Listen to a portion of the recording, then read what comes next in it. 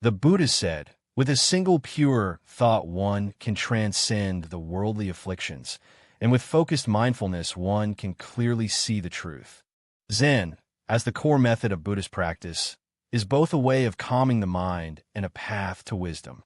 From the Indian yoga tradition to Chinese Chan Buddhism, from the 4 Jhānas of Theravāda to the 10 contemplations of Mahāyāna, Chan practice is not merely a religious ritual, but a transcendent spiritual healing and a miracle of wisdom beyond time and space.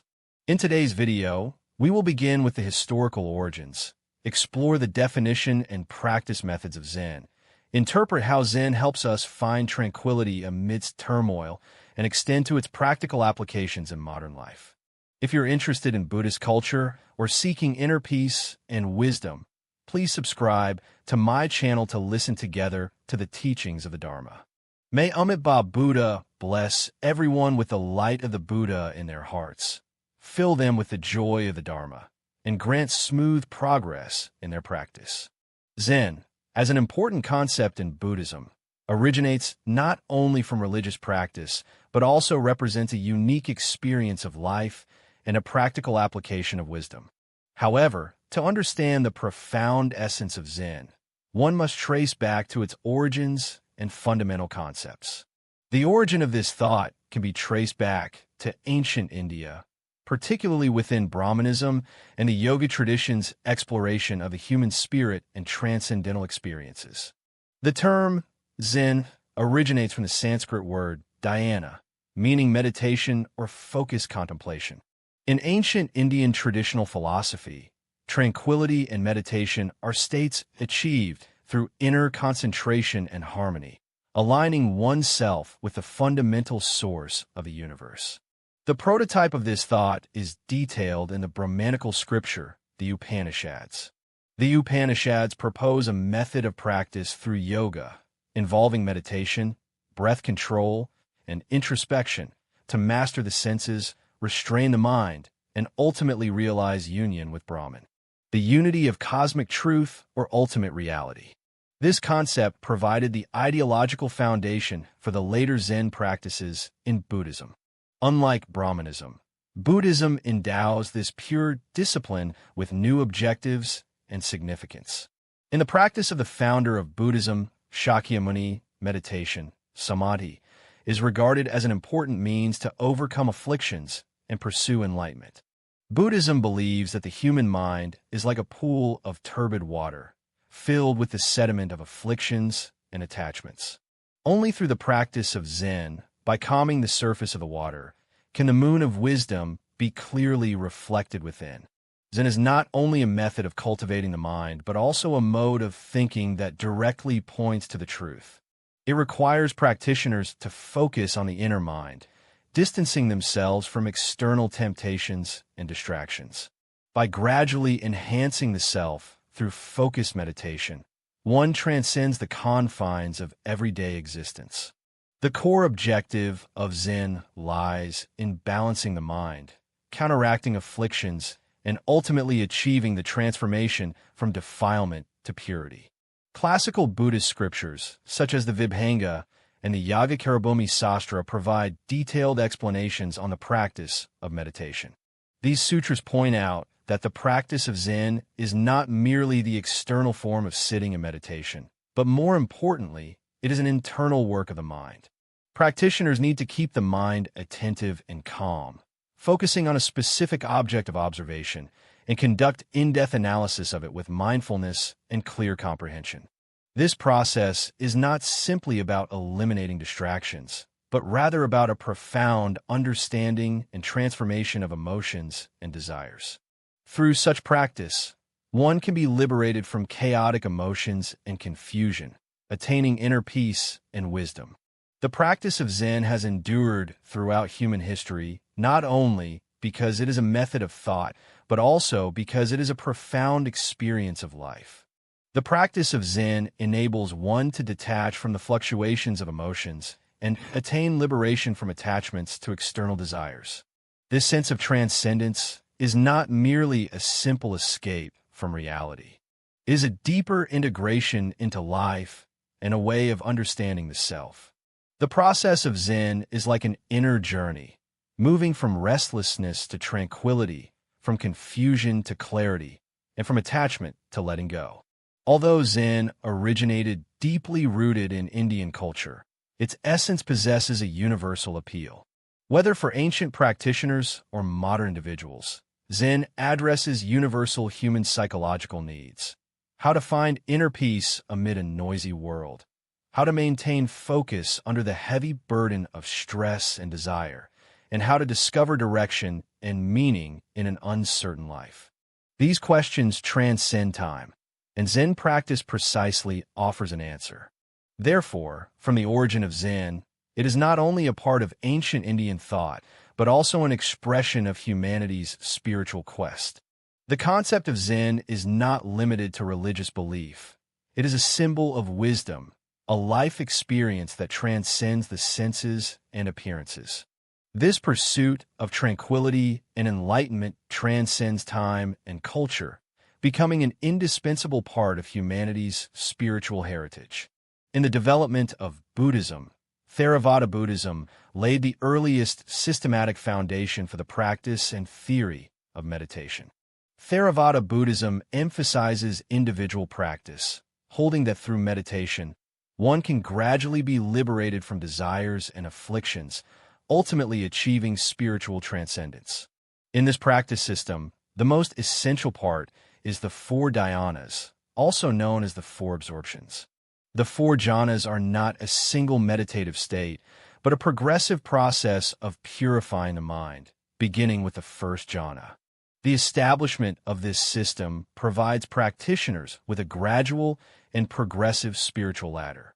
The practice of the four dhyanas begins with the first dhyana, which marks the practitioner's initial step from the realm of desire.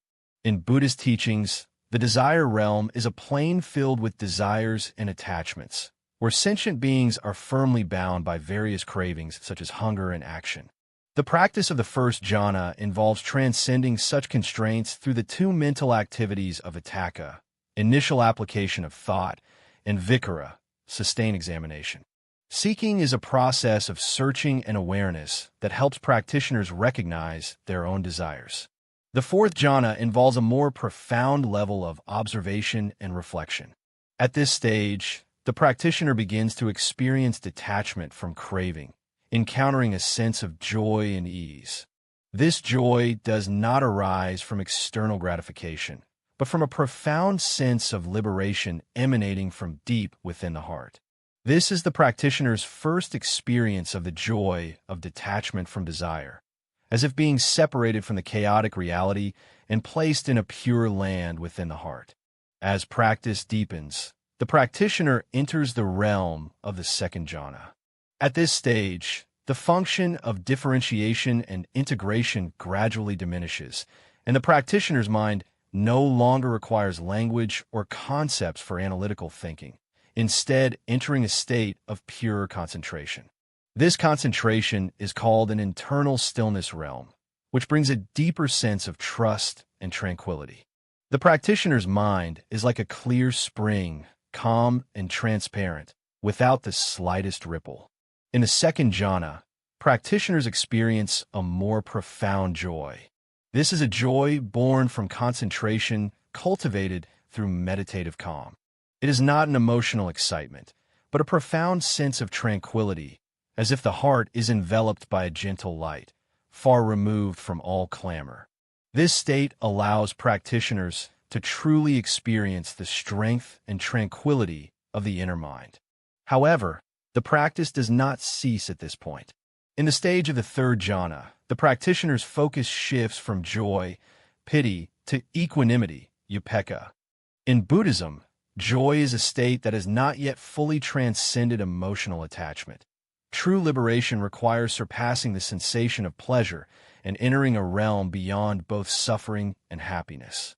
At this stage, practitioners learn to practice detachment, that is, to let go of attachment to any feelings, no longer relying on sensations of pleasure or comfort as support. Accompanied by this renunciation, the practitioner's mind becomes filled with right mindfulness and right understanding, which is a clear awareness and correct comprehension of reality. This state is like the majestic presence of a mountain sword, neither piercingly cold nor warmly comforting. It merely lies gently, allowing one to experience a pure sense of being. In the third jhana, the practitioner no longer seeks emotional fluctuations but enters a higher level of tranquility and clarity. A practitioner who attains the fourth jhana reaches the pinnacle of the four jhana meditative absorptions, experiencing the state of absolute inner tranquility. At this stage, the practitioner's mind is completely free from the duality of pleasure and pain, entering a state of pure equanimity and pure mindfulness. This is not merely an emotional balance, but a profound inner tranquility. The practitioner's attention is no longer pulled by external distractions, and the mind is fully focused on the present moment, attaining a state of transcendental concentration. In this realm, the practitioner's experience can no longer be described using emotions such as joy, sorrow, or tranquility, but is instead a state of complete serenity. This state is like a vast night sky, with neither clouds nor storms, only boundless silence and profound depth remaining. The four jhanas in the Sravakabhumi Buddhism are not merely a practice process, but a progressive evolution and elevation of the mind at successive levels. In this process, the practitioner gradually relinquishes attachment to the external world, progressing from the sensual restraint and detachment of the first jhana to the absolute tranquility of the fourth jhana. Each level of realm signifies a sanctification of the mind. This method of practice not only provided spiritual guidance for the Buddhists of that time, but also laid the foundation for later Buddhist Zen traditions. In the early spread of Buddhism in China, the Theravāda Buddhist concept of the four jhanas was introduced to the Central Plains, where it encountered and interacted intriguingly with traditional Chinese culture. For example, during the Eastern Han Dynasty, Ensure Gao integrated the concept of the four jhanas into the anapanasati practice, which is a method of calming the mind through focused attention on the breath. This method is quite similar to the Taoist breathing techniques of China and the practice methods used in traditional Chinese opera, making Buddhist Zen practices more easily accepted by the Chinese people. It was through such cultural exchanges that the practice philosophy of Zen gradually integrated with indigenous Chinese culture, laying a profound foundation for the later development of the Chan school. It can be said that the four jhanas in Theravāda Buddhism are not only a crucial component of the early Buddhist meditation system, but also a universally applicable method for the self-purification of the human mind. It allows people to find a sanctuary of peace for the mind amid the daily turmoil and to discover a transcendent power within the complex world. Even today, this exploration and transcendence of the inner self remains profoundly compelling, offering modern individuals valuable insights for alleviating stress and seeking balance. Zen and Mahāyāna Buddhism is renowned for its flexibility and richness, demonstrating the inclusiveness and profound wisdom of Buddhist thought. Unlike the emphasis on rigorous stages of practice in Hinayana Buddhism, Mahāyāna Zen transcended the formal constraints of seated meditation, expanding the scope and methods of Zen practice, making it a broader path to enlightenment. In the worldview of Mahāyāna Buddhism, practicing meditation is not only a means for personal liberation from afflictions, but also a path of compassion undertaken for the benefit of all sentient beings. This Mahāyāna spirit transforms meditation from being merely a path to personal liberation into a bridge guiding practitioners toward great compassion and wisdom. One of the important characteristics of Mahāyāna Zen is its ability to meet the needs of different practitioners from multiple perspectives and at various levels. This flexibility is reflected in the diversity of methods, allowing practitioners to choose the meditation approach that best suits their personality, needs, and capacity. Among them, Nianfo Chan and Shixiang Chan are the two most important categories in Mahāyāna Chan, each reflecting Mahāyāna Buddhism's profound understanding of enlightenment. Nianfo Chan is a method of cultivating concentration and wisdom through focused contemplation of the Buddha. This method of practice is particularly popular in Mahāyāna Buddhism, especially exemplified by the samadhi of the paddle boat. The meaning of banjo is recitation of the Buddha's name, while samadhi refers to meditative concentration. Practitioners, by concentrating on contemplating the Buddha's 32 marks and 80 distinctive characteristics, gradually manifest the image of the Buddha within their mind. In this process, the practitioner's mind becomes like a clear mirror, able to reflect the majesty and subtle beauty of the Buddha. As the practice deepens, the practitioner experiences a profound tranquility that resonates with the mind of the Buddha. This experience not only brings spiritual joy, but also allows practitioners to feel the omnipresence of the Buddha's compassion and wisdom. For many Mahāyāna practitioners devoted to Buddhism, the practice of Nianfo Chan is akin to drawing close to the Buddha himself and serves as a vital pillar on the path of cultivation. However, the greatness of Mahāyāna Chan is not limited to the formal practice of mindfulness of the Buddha. Its more important essence lies in the philosophical depth of the 10 aspects Chan. The essence of the 10 aspects of perplexity lies in integrating the concepts of entanglement with the Mahāyāna Buddhist philosophy of emptiness, directly pointing to the true nature of phenomena. Emptiness.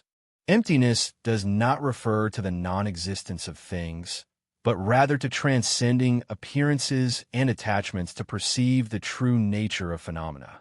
In the 10 interwoven characteristics, practitioners must not only realize the emptiness of all phenomena through contemplation, but also understand that this emptiness is not nihilistic.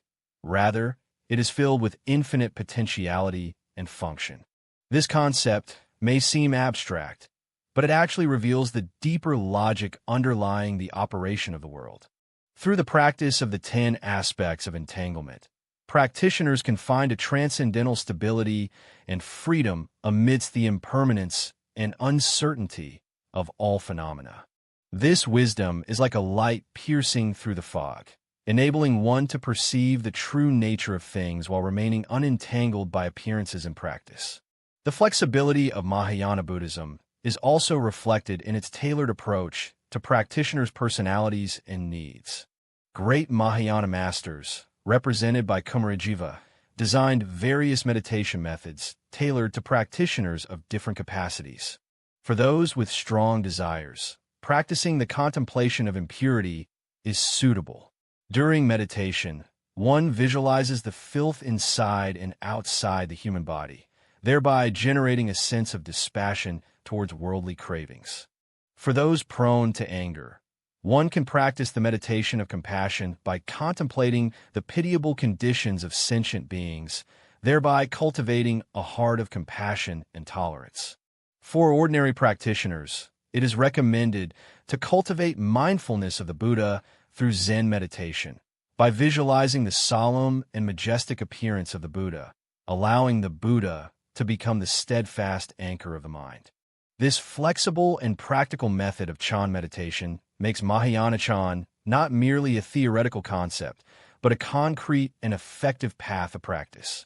Kumarajiva's contributions to Mahāyāna Chan Buddhism have had a profound impact, especially within Chinese Buddhism. The contribution of Kumarajiva is the best embodiment of the flexibility of Mahāyāna Buddhism, as it liberated Chan practice from being restricted to the exclusive cultivation of a few, becoming a spiritual event from which the general public can benefit. The richness of Deshang Zen lies in the fact that it is not limited to the practice of seated meditation alone. Instead, it is about extending the spirit of Zen to every aspect of life. Whether engaged in daily labor or interacting with others, practitioners of Mahāyāna Zen can embody the wisdom of awakening in every moment. For example, when contemplating a flower, the practitioner can perceive the emptiness underlying its form through the flower's color and appearance. In dealing with afflictions, practitioners can use mindfulness to become aware of their emotions, thereby resolving inner conflicts. The concept of integrating Zen practice into daily life.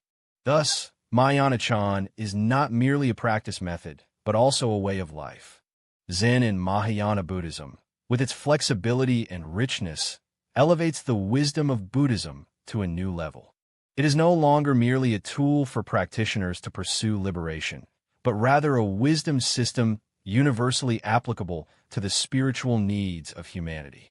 Whether through the focused faith of Pure Land Zen or the profound philosophical inquiry of consciousness-only Zen, Mahāyāna Zen provides practitioners with the key to unlock the door to the mind.